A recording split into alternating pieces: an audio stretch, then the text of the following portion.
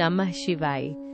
आज की परावाणी का मंथन तारीख 10/4/2026, रिवाइज डेट 8/11/1968। वाणी का मुख्य सार। इस वाणी में शिवपिता समझाते हैं कि पुरानी दुनिया कलयुग अब टूटने लायक पुराना मकान बन चुकी है।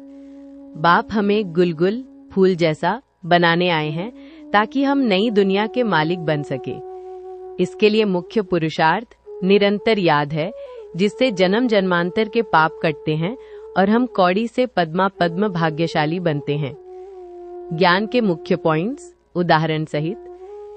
निरंतर याद और पापों का विनाश। मुख्य बिंदु सिवाय योग याद के पापों को काटने का और कोई उपाय नहीं है।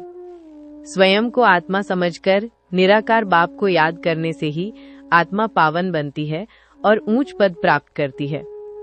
उदाहरण, जैसे एक विद्यार्थी ऊंच पद पाने के लिए पढ़ाई पर ध्यान देता है, वैसे ही हमें योग बल से अपनी तकदीर बनानी है। विचित्र पढ़ाई और विचित्र शिक्षक।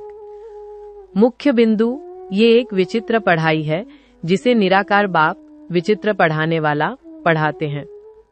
इस पढ़ाई के बारे में दुनिया के मित्र संबंधी या बड़े बड़े सन्यासी कुछ नहीं जानते। यहाँ देहधारी देहधारियों को नहीं बल्कि परमात्मा आत्माओं को पढ़ाते हैं।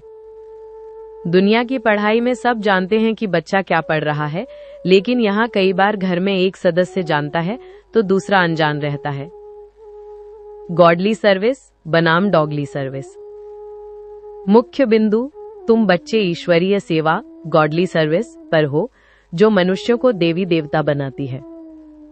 दुनिया में मनुष्य विकारों के वश होकर एक दूसरे को पतित बनाते हैं, डॉगली सर्विस, जबकि तुम बाप की श्रीमत पर चलकर सबका कल्याण करते हो।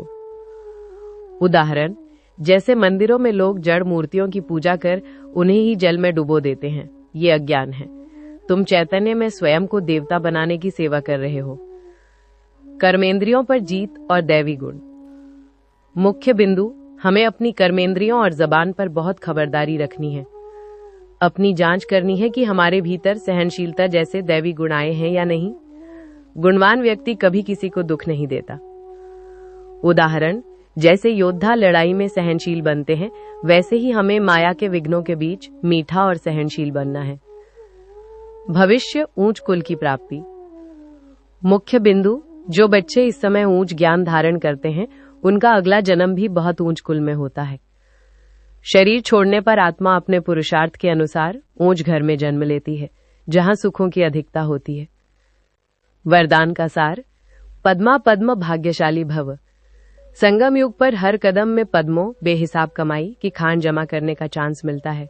यदि आप हर कदम बाप की याद में उठाते हैं तो आप दुनिया के सबसे बड़े भाग्यशाली बन जाते हैं। ये समय जमा करने का है। सतयुग तो केवल प्रारब्ध भोगने का युग है।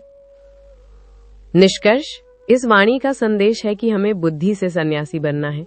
पुरानी दुनिया के सभी विकारी संबंधों और देह अभिमान को भूलकर स्वयं को आत्मा समझना है।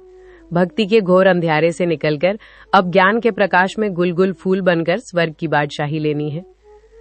आज का विशेष स्वमान। मैं ईश्वरीय सेवा गॉडली सर्विस पर उपस्थित हर कदम में पद्मों की कमाई करने वाला पद्म भाग्यशाली सितारा हूँ। रूहानी कमेंट्री। मैं एक ज्योतिर्मय आत्मा हूँ, मस्तक के सिंहासन पर विराजमान। मुझ निराकार आत्मा को निराकार शिव बाबा पढ़ा रहे हैं। मैं इस पुरानी दुनिया और देह के संबंधों से बुद्धि का योग हटा रही हूँ। बाबा की याद से मेरे विकर्म विनाश हो रहे हैं।